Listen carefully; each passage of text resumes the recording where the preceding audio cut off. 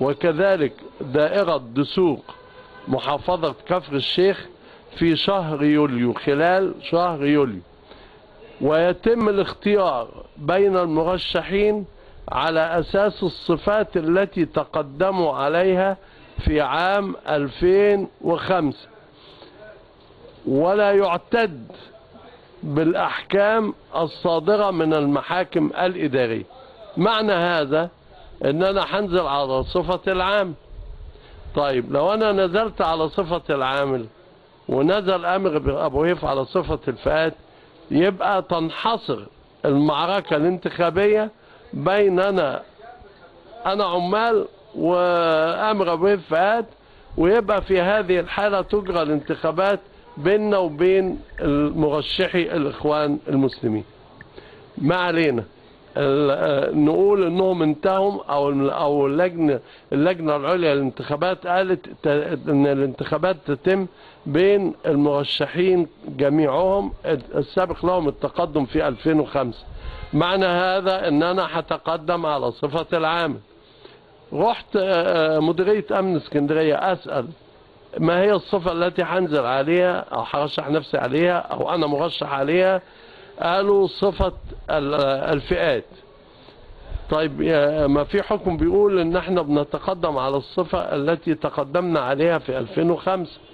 قالوا والله ده في مذكرة صادرة من الشؤون القانونية الى وزير الداخلية بتقول ان في حكم صادر ضدك على اساس انك انت تتحول من عمال الى فئات. قلت له مذكرة الشؤون القانونية لا تجب حكم للإدارية العليا على الإطلاق، بدليل ان زميلي المرشح عبد المنعم عبد العزيز اللي كان عضو مجلس شورى سابق كان عمال وتحول الى فئات بحكم المحكمة الإدارية، ومع ذلك أعيد تاني على الصفة اللي كان عليها 2005 ونزل على صفة العام.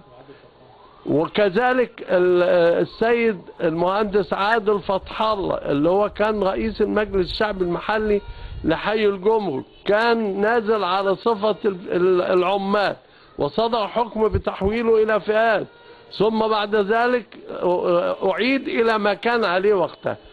أنا مش عارف يعني هي فبركة يعني اترسمت لشخصية معينة، يعني عملية مؤسفة. المهم ما علينا. الأستاذ أحمد بعد إذن حضرتك، الكلام كده يعني واضح إن في قرار جاي من فوق. إزاي حكم قضائي يتلغى بجرة قلم؟ مفيش حاجة اسمها قرار جاي من فوق. قرار جاي من فوق منين؟ من مين جاي القرار؟ دي عملية تم فبركتها بطريقة معينة، وانا هقول لك انا عايش معاهم يعني. بعد كده جت الانتخابات الاعادة اللي احنا بنتكلم عنها، وفاجأ بالآتي: الساعة 8 مفروض الانتخابات تبدأ. توجهت الى اللجنة اللي انا بأدلي فيها بصوتي وهي مجمع سوزان مبارك في رأس التين، وبالمرة قلت نمر على اللجان. حاولت ان انا ادخل اللجنة، منعت من الامن من دخول اللجنة، بل منعت من ان انا انتخب نفسي. طب مين ال 74 اللي ادوني؟ فين هم؟ اذا كان ولادي منعوا من دخول اللجنة عشان يدوني اصواتهم، طيب مين هم؟ مين؟ الامن. شكرا للامن انه اداني 74 صوت. دي واحدة. دليل اخر: الاخ الفاضل محمد السيسي وكيل المجلس الشعبي المحلي لمحافظة الإسكندرية، من أقل من 6 شهور نجح في انتخابات المجالس المحلية وجاب 15,000 صوت. يعني يجيب 15,000 من 6 شهور ويجيب 15 صوت في انتخابات مجلس الشعب في نفس الدايرة من أبناء دايرته.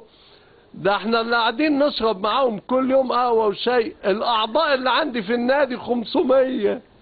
ازاي هنجيب 74 صوت وازاي هو هيجيب 15 صوت؟